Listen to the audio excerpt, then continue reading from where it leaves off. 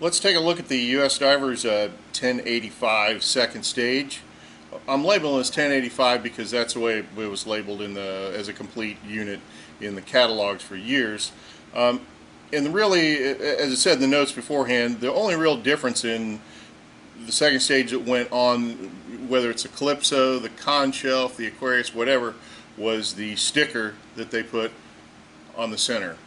So other than that, they're all the same. They use all the same internal parts, and they're set up the same. This probably if not the, probably one of the top 3 most prolifically used second stages ever. Probably still more of these in service than any other in the world. This one is typical of when you get off an auction site, Craigslist, dive shop, junk bin, whatever have you. It's got a lot of corrosion on it. It's overall looks pretty rough, but believe it or not, when I hook it up, it still works. Air still comes out, and you can still use it. Wouldn't recommend it, but with a little TLC, it'll be back and good as new. All right, let's tear it down.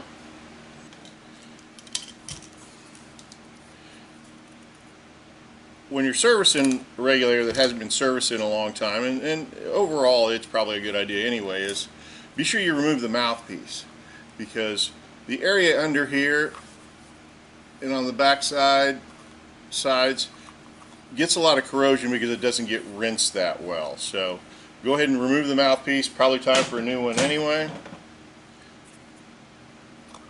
Removing the body clamp ring is simple. 1 screw. Some were Phillips, some were slotted head, and the really late ones were hexagonal head.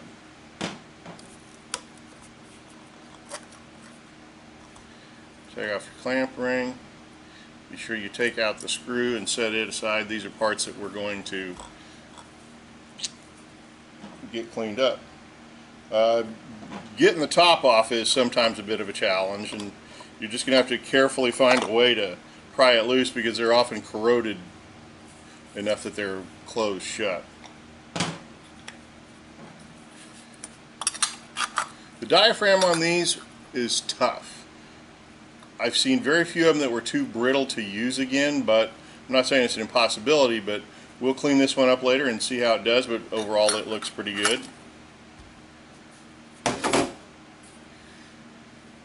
Inside the cover, where the purge button is, there's an external retaining ring. And if you haven't rebuilt one in a while and you don't know how well it's been serviced, it's a good idea to go ahead and remove the internal snap ring.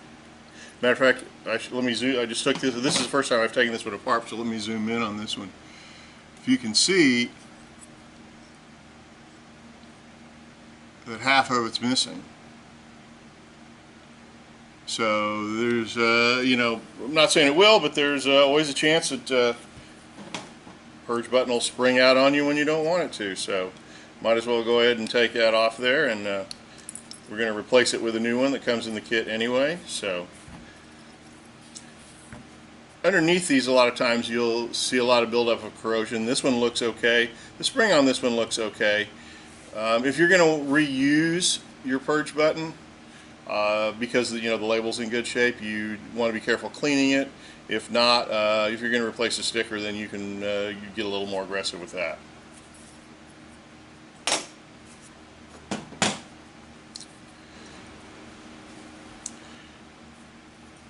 Next, take a box end wrench, preferably, or I just had to run over and grab an adjustable wrench here, and you're going to remove the volcano orifice.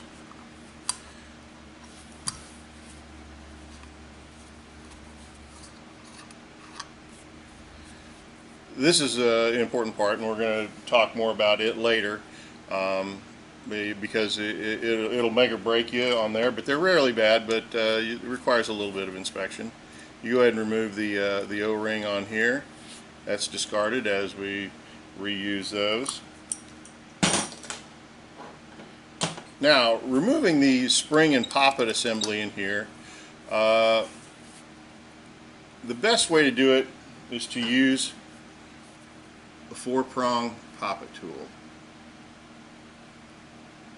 That lets you hold the second stage seat securely, so when you're loosening it, you have tension all the way around it.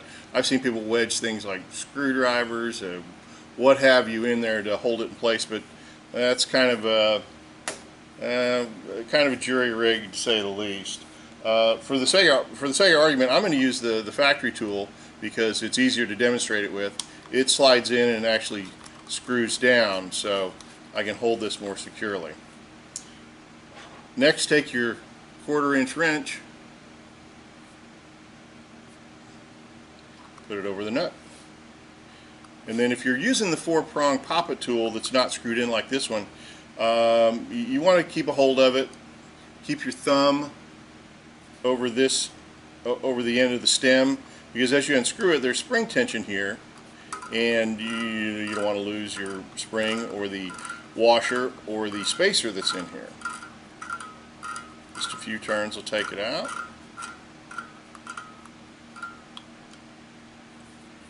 The nut is not reused.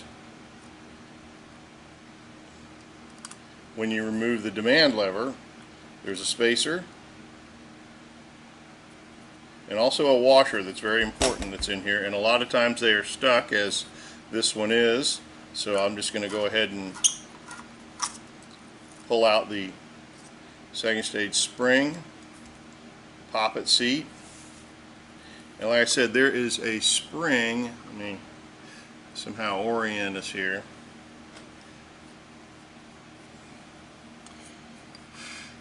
There's a spring right here, and that spring is really important to the working of the regulator, so you're just going to have to take a brass pick or something that's non-marring and get that spring, or get that washer out of there, and then set it aside. You remove the seat because it's not reused. Set that aside. Now on the exhaust tees, most of them turn to almost a solid and then lose all their flexibility. If they've had equipment stored on them, and a lot of times they'll be closed flat, they'll split at the bottom here. This one's in pretty good shape, so I'm going to reuse it, but I do have replacement tees available that are a little more contoured. This is the modern exhaust tee on that. So kind of 6 of one, half dozen of the other, whether you replace it or not, that's your call. The exhaust valve, the yellow exhaust valve, I don't know why they ever used it. I've never seen one that I thought was that flexible or that good. The one that comes in the replacement kit is much more flexible and will give you better performance. So typically, if I'm going to reuse the exhaust tee, I just lift up on the stem, and then I just cut the exhaust tee loose and shake it out, because that's not reused. And that's the basic disassembly of the 1085 second stage. If you're reusing the exhaust tee, you can leave it on, and the next part we'll go on to is cleaning.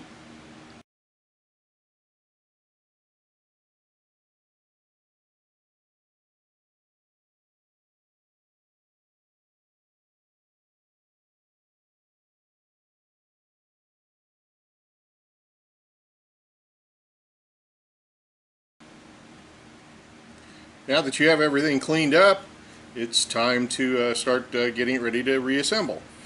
If you didn't remove the exhaust tee and are reusing the old one, there's a couple of ways to get the new exhaust diaphragm in there. You can run a piece of thread through here, attach it to the exhaust diaphragm, pull it back through here. You can push in, let it rest on your finger, get it started, pull it up through.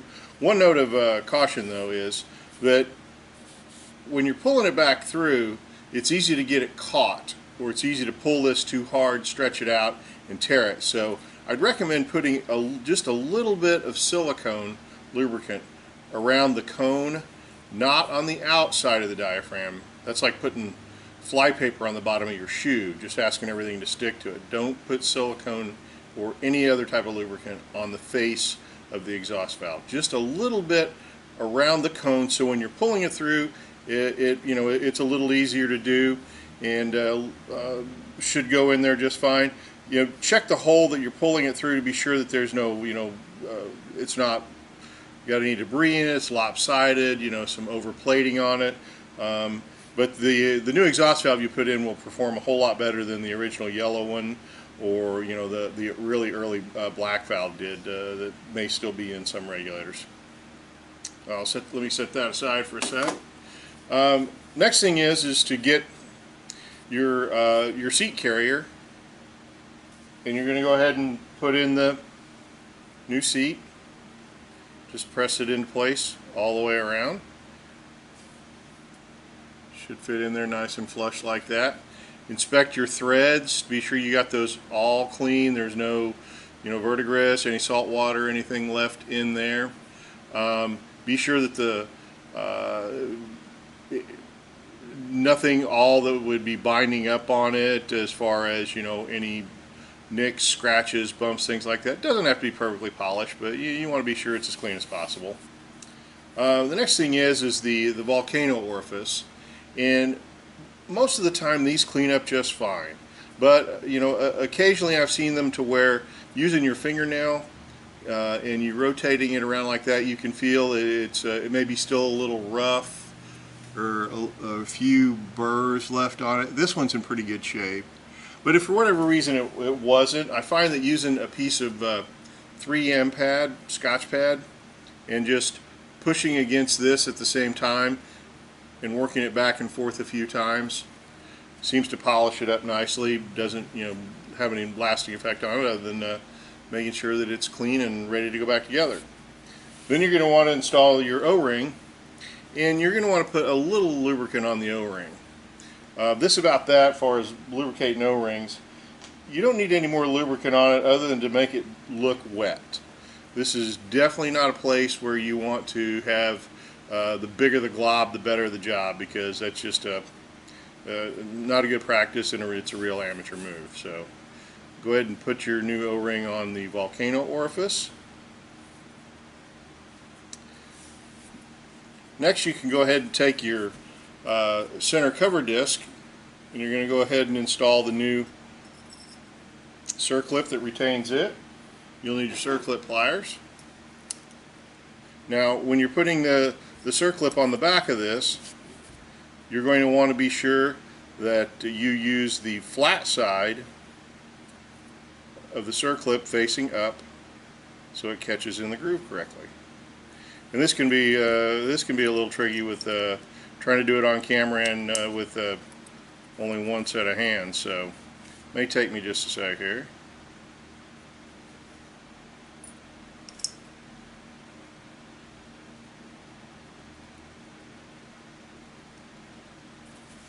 One of those jobs that you need 3 hands. Remember, the one we took off was broken, and now the one we have on there is nice and solid all the way around. Set that aside.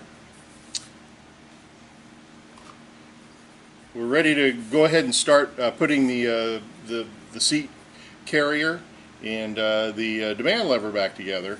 But something I want to point out first is on the washer, there's a washer in there that went right against the body.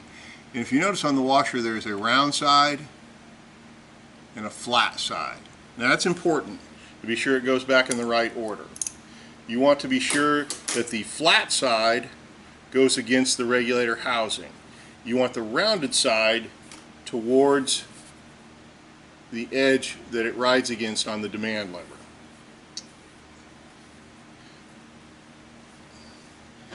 I'm going to use the factory tool that screws in place because it's just simply easier for demonstration again, but the 4-prong poppet tool works just as well. It's a lot more inexpensive, and if you don't do these all the time, it'll work just fine. So with first thing, go ahead and put your spring in your poppet.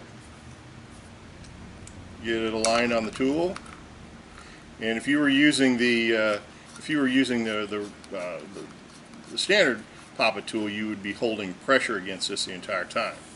Now take your washer, Once again, being sure that the flat side of the washer goes against the housing. Take your spacer, slide it on next, and then your new lock nut. It's a lock nut with a nylon insert in it. You're going to get it on there, and you just barely want to get it started.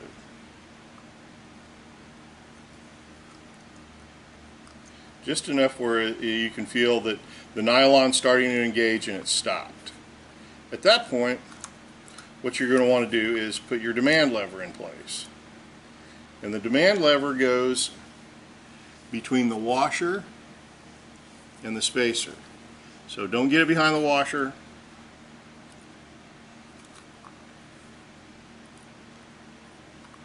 Like so. Well, I said that, but let's give it another shot here.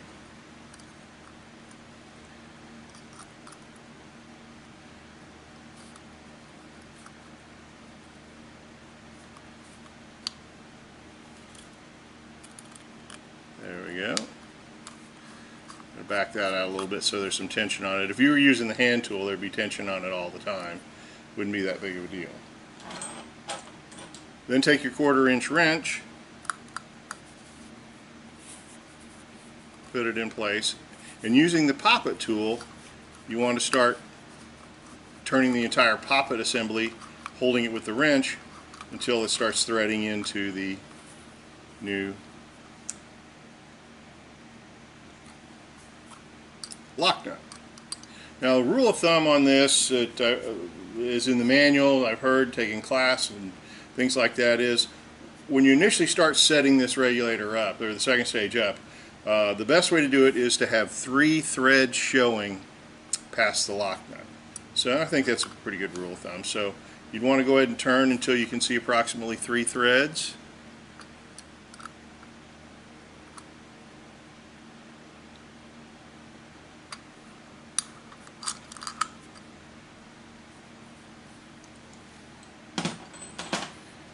And then finally, you're going to want to put on the volcano orifice. Now when you do this, and you screw the volcano orifice down, 2 schools of thoughts on it. Some people say, well, screw it down to where when you're twisting it in like so, it rides against the demand lever, and it starts getting a groove built into it. There's other folks that are of the school of thought that when you do it, you should depress the demand lever so the, let me see if I can get it where you can see it a little better. By depressing the demand lever, you can see how it moves out of the way, and that way it never touches. On this type of second stage, in my opinion, it's 6 of one, half dozen of the other. So you're going to turn that one down, finger tight, and at this point you don't want to put on your cover or your band clamp ring. You're really just going to get this ready to put air to it and to start checking your lever height and get it ready for final assembly. So at this point we are ready to move it over to hook it up to a first stage and to the test bench and get it final set up. Alright, we're ready to do the final setup on the 1085 second stage, and you can use pretty much any first stage for this. This second stage really could care less what it's hooked to, as long as you're somewhere between 125 and 150 psi IP coming out of the hose. It really doesn't make any difference. It'll respond just the same no matter what the IP change is in there. So all you need to do then is attach your hose.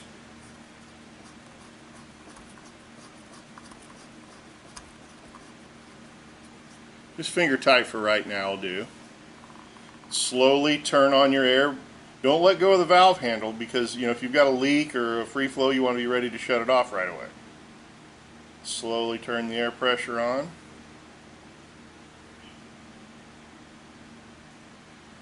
And what we're looking for here is the height of the demand lever. The ideal scenario is when the demand lever is even with the box top. So if you can take any straight edge and run across and your demand lever is touching, or you just want it barely touching it, if at all possible. Now if it does not touch, if it's too low, which generally that's what when you first set them out, they're generally too low, you need to raise it a little bit. What you have to do is shut the air off, purge the second stage, take the regulator hose off, push the demand lever down, unscrew the volcano orifice. Then with your poppet tool, engage the second stage, put your wrench on there again, your 1/4 inch wrench, and then you want to just ever so slightly increase or decrease depending on which way you want the lever height to go. Then reinstall and check it again until you have you've got your demand lever flush with the top of the box. After that, you're ready to give it a try as far as before you put the band clamp ring on. You want to try and breathing test, of course, see how it's working. When you put the diaphragm on, be sure the two teats that are sticking up are opposite sides at noon and 6 o'clock as opposed to 3 and 9, because there's always a chance there could be some interference. Let's just avoid that. Just put the demand lever on, turn our air back on, and then put your box top on and just squeeze it. You don't have to crush it, just squeeze it together with your fingers and then listen. See if you can hear any free flow, any air flowing out of it. Hit the purge a couple of times. Be sure that's functioning correctly. Listen again, no air hissing. Take a few breaths. See how it's breathing. Everything's okay, then you are just about good to go. Shut your air off.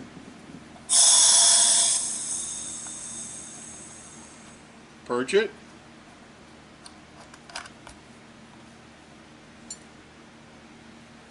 Then you're ready to put the band clamp ring back on, which is one of those things that you wish you had 3 hands for as well.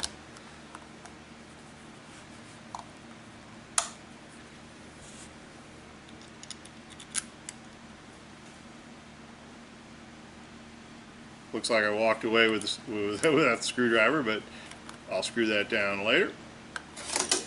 One final thing, be sure that if you're done adjusting on the volcano orifice, that you put your wrench on it and give it a snug down. You don't have to crush it. The O-ring is in there doing the sealing, and it will,